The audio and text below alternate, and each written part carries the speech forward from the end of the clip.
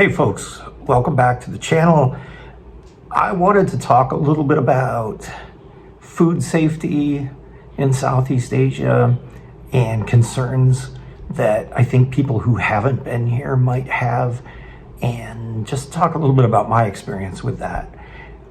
There's an article that I just saw, and it seems like the numbers are rising. I think the last one I saw was that it's, I don't know, what is it, like 162 food poisoning cases connected to this one particular banh mi shop in Vietnam. I think that's the story. I've just glanced at the headlines, but I do see that the numbers keep rising, and that it's in Vietnam, and it's a banh mi shop.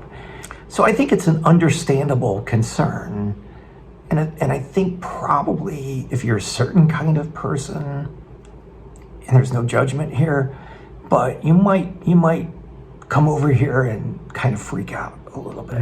I want to talk about two incidents that have happened to me in the past 24 hours. I don't want to say that this is representative of my experience here as a whole, but I do think it's more commonplace than what I would see back home. So the first thing I do want to counter with and talk about is just, I've been kind of stunned at how many great restaurants and how much great food I've had since I've been here. And I haven't been cooking at home at all because I actually just need some more appliances, or more. The microwave in the apartment doesn't work.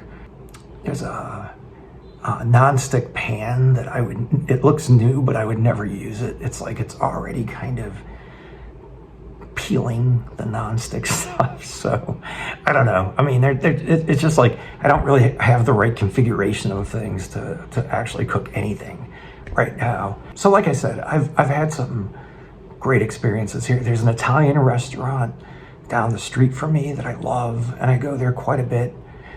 There's a Thai restaurant that I go to all the time. These are places where they know my order.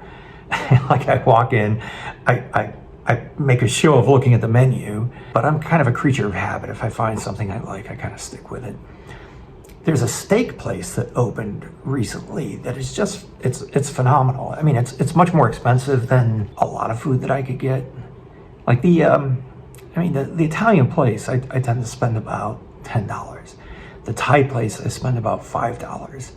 The steak place is probably about $16 to $20, but it's so good. So, which again, compared to like the US, a fast food place would cost about $15 to $20. So so it's one of those things where it's like when I'm here for a little while, I'm like, ooh, that's kind of pricey. But then when I put it back into proper context, I'm like, it's not bad at all. And the food is so good.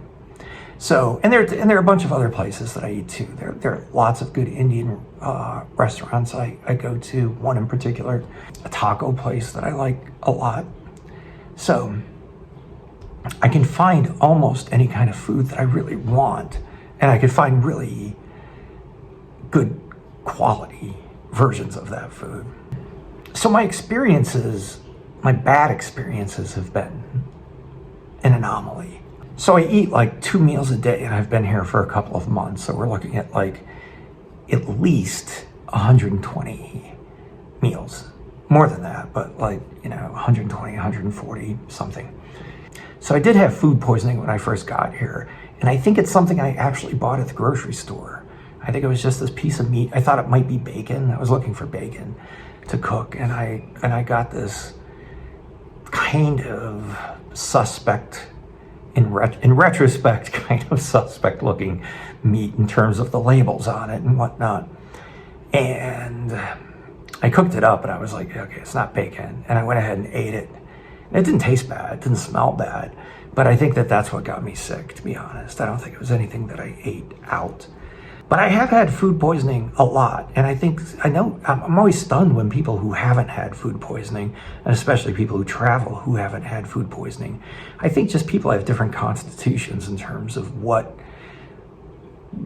they might be able to tolerate in terms of, bad bacteria or whatever. But The worst food poisoning I ever had was in Los Angeles about 20 years ago. Just absolutely flattened me. I mean, it was just, I should have gone to the hospital, to be honest, and I didn't. But as far as travel goes, I mean, I've had food poisoning in Mexico, I've had food poisoning in Thailand, and I've had food poisoning here in Cambodia. So it's something that I kind of expect. I hope it doesn't happen. So if you haven't been to Southeast Asia, the places you go to eat, it's going to vary drastically, I think, in terms of cleanliness, in terms of what your satisfaction may be, what your level of tolerance may be for a particular place. And it's not the United States. It's not, or it's not a Western country where they have an inspector. I mean, I don't know, maybe there are inspectors that, but I can't imagine that there are based on various things I've seen. The thing is that I have a pretty high level of acceptance. It's like, this isn't my country. I'm not making the rules. So I have to just kind of go with it, but also kind of assess. If I see something that's like, that doesn't look good, that looks like that might be trouble down the road, then I just won't go there. So let me talk about the two incidents that happened. Yesterday was my birthday, kind of a big birthday too. And so I was out celebrating, and usually if I have a few drinks, I want to get something to eat afterwards. I went to a place, it's a kebab place that I've eaten at before. And the first time I ate there, I think I was probably had enough to drink that I would have eaten anything, so it didn't make a difference. But I really, really liked it, and it's very affordable. I mean, I think it's like the kebab. It's basically, it's a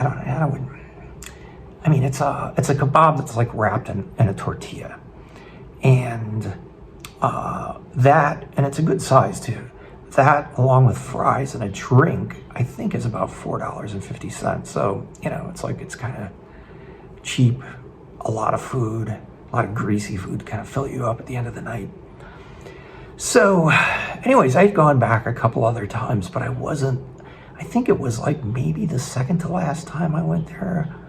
I was just like I had this, it wasn't hitting. It tasted a little weird to me. Anyways, I get the food and I take a bite, and I was like, again, I had that same sensation, like, this really isn't that good. And then I took like another bite, and then I looked inside, and it was like a lot of the chicken was raw. It's like seasoned, but it's raw. I was just like, so grossed out, And I did tell them. The thing is, I'm not going to make a scene. I'm not going to be like, what the hell is this, or make demands on these people. Again, this isn't my country, whatever. I'm not gonna, it's not my way of kind of dealing with things.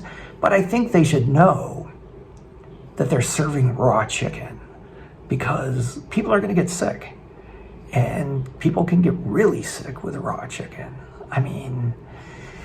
So I kind of let them know, but I'm not sure that they understood the import of it, because they, it's kind of like, well, like, we'll give you one free next time you come back, and I'm like, I'm not coming back.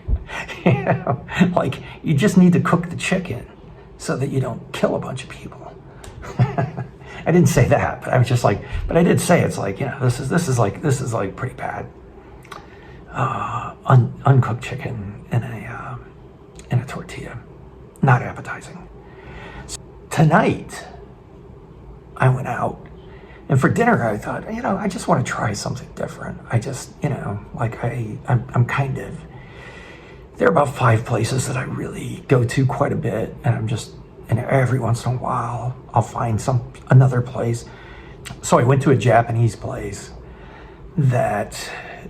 this is one thing that happens a lot in Southeast Asia, and it kind of drives me crazy, to be honest. But again, I'm not going to say anything, but they seat me, hand me the menu, and then stand right next to me. And it's like, a lot of the things on the menu, I wasn't sure what it was, so I wanted to Google, but she's just waiting, and I'm just like, so I just like settled on, it was a salmon teriyaki. It was in a bowl, salmon teriyaki with rice and then some soup on the side and something else. I think, I'm not sure what the other thing was. It might have been like kimchi or something. But anyways, the teriyaki salmon came out, and I was like, okay. It's like I ate a few bites of it. It really wasn't. It was kind of tasteless.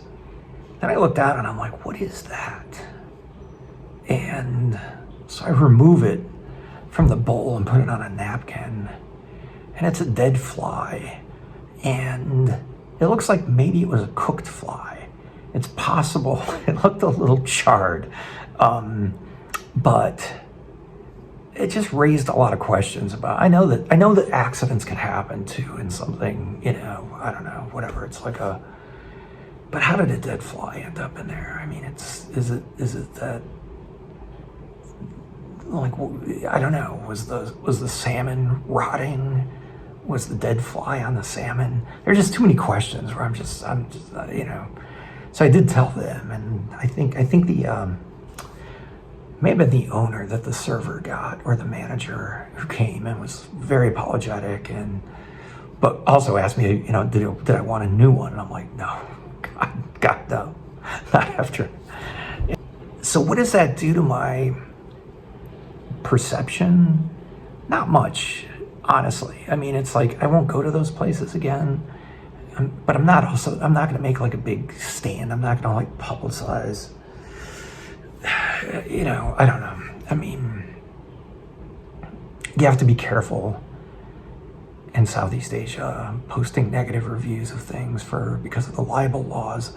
So I'm not going to do something like that. But I do think I just have to be aware of the food that I'm eating and kind of really look at it, because I do have a tendency to, like, when the food's put down in front of me, I'm looking at my phone, or I'm like looking around and I'm just eating and I'm not really kind of looking at the food, which was kind of the case tonight until I did look down and I saw the fly. So I hope that was the only fly. And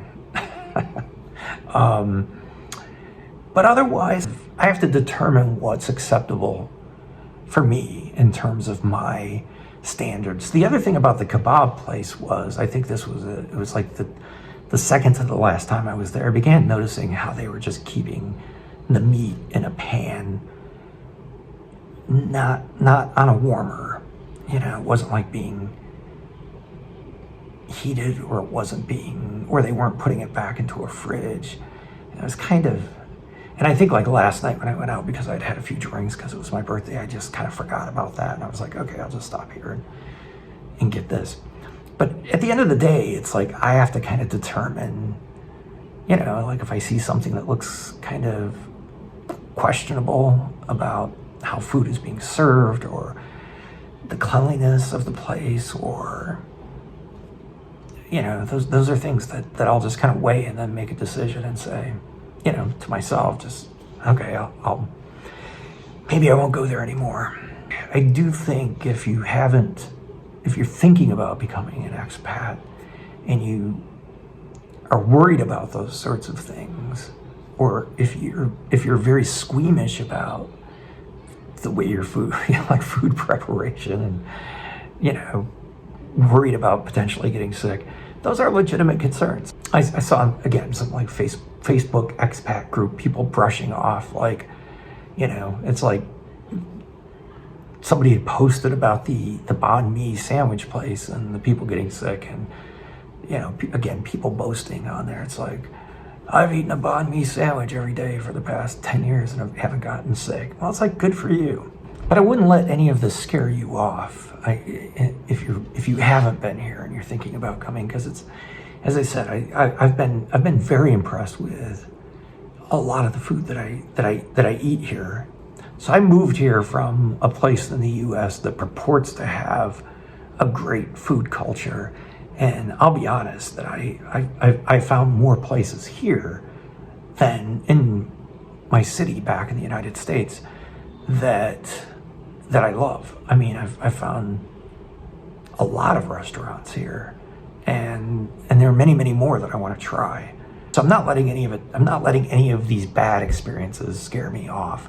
But I think it's worth noting that it's good to do your due diligence as much as possible, even if that just means when you walk into a place, just kind of look at the reviews online. I mean, I try to do that. So I'll see you in the next video. If you like this, please hit the like button, the thumbs up. Please subscribe if you're not subscribed, and we'll see you soon.